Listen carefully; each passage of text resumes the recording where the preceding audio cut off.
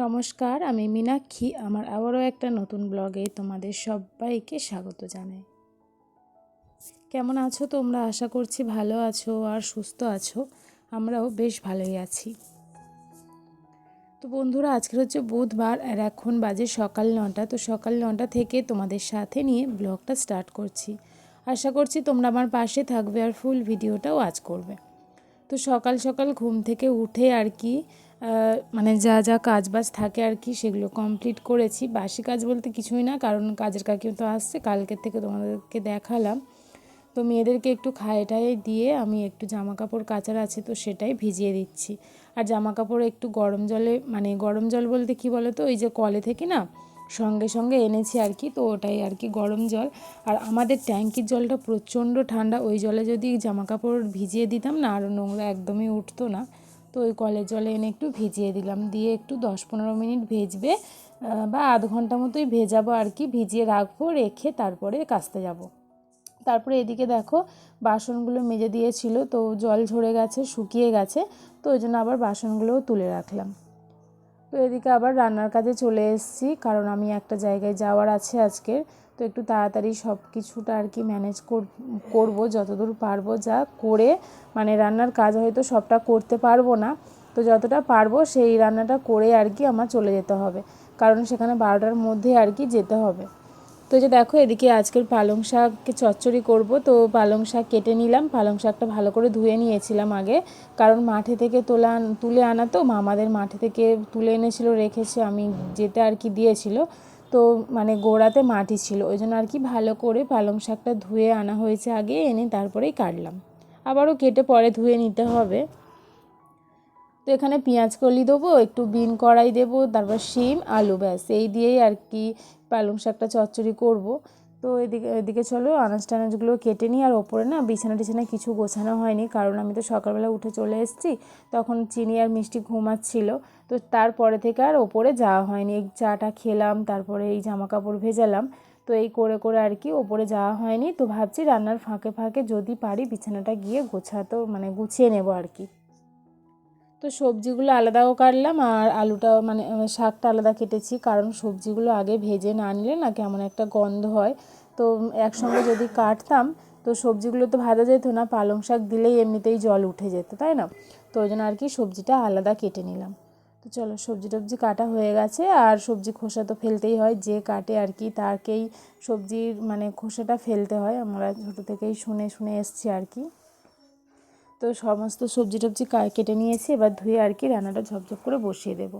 আর চিনিদের এখন স্কুল বসেছে, কিন্তু আজকেরও স্কুলটা অফ আছে, একদিন করে স্কুল হচ্ছে আর কি, আর একদিন করে অফ যাচ্ছে।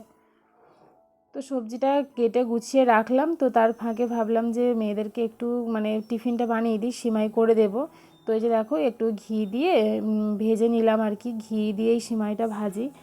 তো তারপর আর কি ঘরোয়া সিমাই যেটা, সেটা করছি না আজকে, মানে যেটা দোকান থেকে কিনে আনা সিমাই সেটা করছি, কারণ ওই সিমাইটা হতে না অনেকটা টাইম লাগে, যেহেতু মানে সেদ্ধর ব্যাপার আছে, তো নাহলে খেতে পারবে না, শক্ত হয়ে থাকবে, আর ওইটা একটু দেরি হয়, ওই জন্য এই সিমাইটা বেশ তাড়াতাড়ি হয়ে যায়।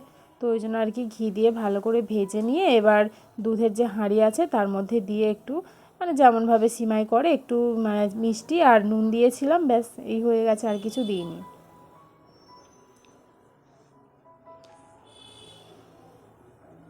তো বন্ধুরা, আমি এই কদিন না সত্যি কোনো রকম মানে ভিডিও তোমাদের সাথে ভালো রকম শেয়ার করতে পারবো না, কারণ একটু বিজি আছি। তো আজকে রান্না হবে, এই যে দেখো সবজি কেটে রেখেছি, চচ্চড়ি করবো, আর হবে মাছের ঝোল, কিন্তু আমি মাছের ঝোলটা করে উঠতে পারিনি। তো এই সমস্ত দিকে করতে করতে না টাইমটাই কেটে গেছে, বুঝলে তো। আমি চচ্চড়িটা বসিয়ে দিয়ে তারপরে কাচাকুচিও করে নিয়েছি ওর ফাঁকে, তো মাছের ঝোলটা বসানো হয়নি। তো এই যে দেখো চচ্চড়ির মধ্যে আমি দিয়ে দিলাম প্রথমে আর কি 5 ফোড়ন, কাঁচা লঙ্কা দিয়ে তারপরে সবজিটা দিয়ে একটু ভালো করে ভেজে নিয়েছি অনেকক্ষণ, সেটা মানে না ভাজলে না অতটা সবজিটা অতটা ভালো লাগে না, যেহেতু সিম আছে, বিন করা, এগুলো একটু ভাজতে হয় ভালো করে। তো ভালো করে ভেজে নিয়ে তারপরে একটু নুন, হলুদ গুঁড়ো আর সামান্য লঙ্কা গুঁড়ো দিয়ে তারপরে এবারে শাকটা দিয়ে আমি ভালো করে নাড়িয়ে চাড়িয়ে নিয়ে এবার ভেজে ভেজে একটু জল দিয়ে ঢেকে দিলেই হয়ে যাবে। তো তারপরে ওদিকে কিন্তু সিমাইটা এখনও হচ্ছে। আর আজকে অন্য দিনে মিষ্টিকে নিয়ে যাই, আজকে আর নিয়ে যাব না, কারণ ওকে নিয়ে গেলে না কাজের একটু অসুবিধাই হয়ে যায় আর কি। মুহূর্তের ফাঁকা আমি কিন্তু পালং শাকের মধ্যে একটু মিষ্টি দিয়েছিলাম। পালং শাকটা না একটু মিষ্টি মিষ্টি বেশ খেতে ভালো লাগে।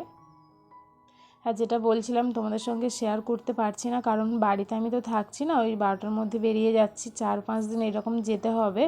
তো বাড়িতে থাকলে একটা যেমন ধীর স্থিরভাবে তোমাদের সঙ্গে কাজকর্ম শেয়ার করি, তো সেটা তো পারবো না। একটা টেনশন হয়েই থাকে, সকালবেলা উঠলেই যে একটা তাড়াহুড়ো লেগেই থাকে যে আমার এই টাইমের মধ্যে সব কিছু কমপ্লিট করে যেতে হবে।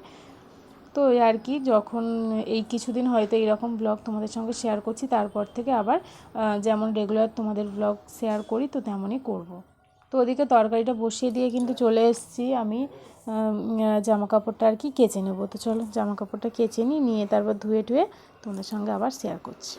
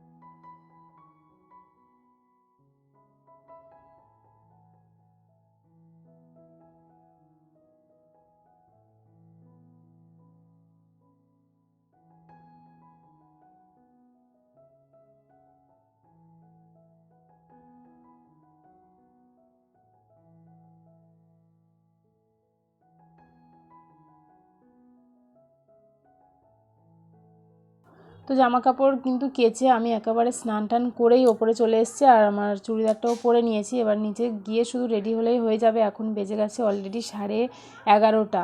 তো এই খুব তাড়াহুড়ো করছে আর কি। আর ভাবলাম যে মিষ্টিকে রেখে যখন যাচ্ছি তাহলে পূজাটাও দিয়ে নিই, কারণ রান্নাটাও তো হয়নি, করতে হবে। তো ওই জন্য উনি করবে।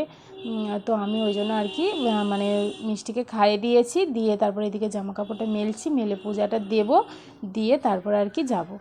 তো বন্ধুরা, এর থেকে বেশি আর কোনো রকম কিছুই শ্যুট করতে পারিনি, কারণ এসছি বাড়িতে 4টের সময়। আর এসে না প্রচণ্ড মাথা ধরেছিল, আর ভিডিও করাই হয়নি। আর মানে সেই বিকাল থেকে একটু শুয়ে বসেই ছিলাম। তো ওই জন্য আর কি কোনো রকম ব্লগ শ্যুট করা হয়নি। জানি না আজকের ভিডিওটা তোমাদের কেমন লাগবে। তো যাই হোক, প্রতিদিনের মতো আজও বলি, আজকের ভিডিওটা যদি তোমাদের কোথাও কিছু ভালো লেগে থাকে তাহলে লাইক করো, কমেন্ট করে জানিও, আর চ্যানেলটা অবশ্যই সাবস্ক্রাইব করে আমার পাশে থেকো।